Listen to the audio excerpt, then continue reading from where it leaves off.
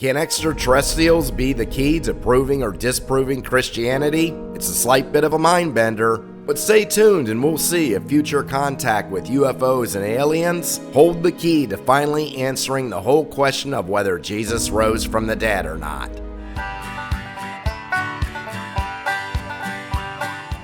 Now this is going to be a fun episode because it doesn't require any research on my part, no analyzing apologist statements, determining whatever they say as evidence for Christ's resurrection actually holds water. No, this episode is more of a great what if, something that should not only make Christian fundamentalists think, but atheists and skeptics like myself, this skeptic being an unspecified theist. But if you've noticed on the entertainment news, the pseudo-news, as well as the real news, there's been a lot of talk about extraterrestrial beings coming to Earth. A lot of UFO sightings, supposedly. Classified information from the Pentagon and the military finally coming to light, making us all wonder if not only we aren't the only beings out there in space, but whether other beings from other worlds and universes are finally trying to make contact with us. Now, it would be more likely than not that there's not only other species of life out there, but many replicas of Earth itself. And this is a bit of a mind bender because we are dealing with the infinite space, infinite time.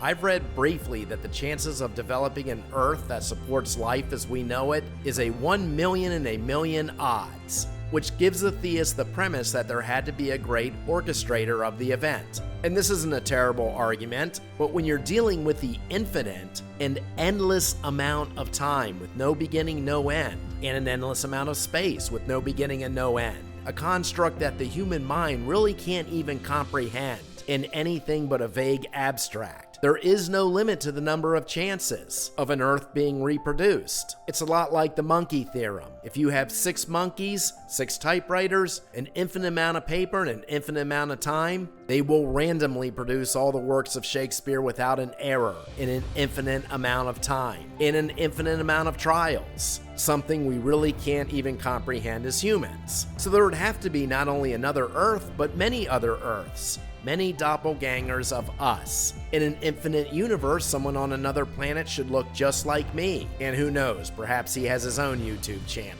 But what does this have to do with disproving Christian fundamentalism or disproving atheism? Well, we have to think about what God would be if he's creating all these universes. And why wouldn't he create other universes? After all, he would be a superior being with no beginning and no end. It wouldn't seem logical that he would create just one. It would be a lot like having many different pets in the house to keep an eye on. It seems highly likely, with this infinite spectrum, whether there was a God or no God, there'd be species like us and species not like us. A never-ending variety in the infinite. But let's, for the sake of argument, assume there was a God, a grand creator, who was responsible for the making of all of it. And let's say, for the sake of argument, that our morality, or many times lack of it, all comes down to this constant battle between good and evil, between Satan and God. Would God send Jesus to be crucified on every single life-sustaining planet that had some sort of intelligent species? After all, he wouldn't just focus on our Earth, would he? He'd be looking out for all of his creations.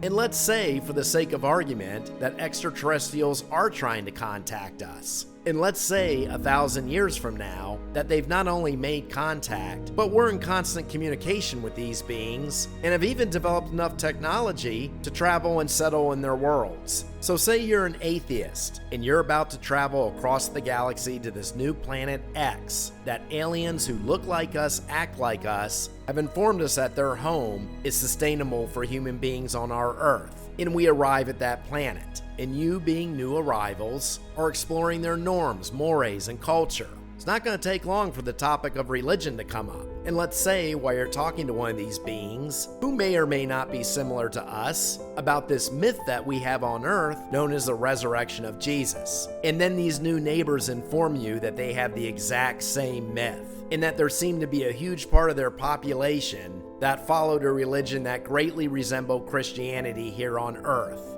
For me, I wouldn't have any more questions. I would head to the baptismal waters, because it'd be incomprehensible to me that two stories could be exactly the same at two far-reaching points across the galaxy. But there's a flip side to this what if. Say you're that Christian fundamentalist family who decided to relocate to this new planet X and settle there like early colonials did in America. And you meet your new alien neighbors. Being the Christian fundamentalist family, the first thing they're going to try to do is convert them, of course. And during this discourse with your new neighbors, you find that there was no one who ever existed that even remotely resembled a Jesus who died for their sins, in which a religion was created that followed that event. You find they may have completely different religions altogether, or maybe even none at all. For the Christian fundamentalist, that should conclude that the whole fable of Christianity is exactly that, a fable here on earth. And I'll tell you why. Because if God created many, many life-sustaining earths with many, many intelligent species, some resembling humans and maybe some not, then why would he just focus on the humans living on earth? Heaven and hell would be open to all of his intelligent species creations. It wouldn't be just us. And in all these creations, he would have to give them the opportunity of free will, an opportunity to get to heaven, or to be sent to hell. Every single alien world would have to know about Satan, as well as the Trinity, if it was true. And remember, we're dealing with an infinite number of planets that have intelligent beings, just like on Earth, because there'd have to be by the very nature of infinity. To think that humans on Earth would be the only focus of God would be incredibly narcissistic. And if there were no stories of a Jesus, Son of God, rising from the dead after execution, that would very much confirm to me that the story of rising from the dead after execution was nothing more than an urban legend. Now, I don't know what all this recent UFO business means on the news, but I do know in an infinite universe, we shouldn't be the only intelligent species. I don't think it's a matter of if extraterrestrials are going to try to contact us one day. I think it's more a matter of when.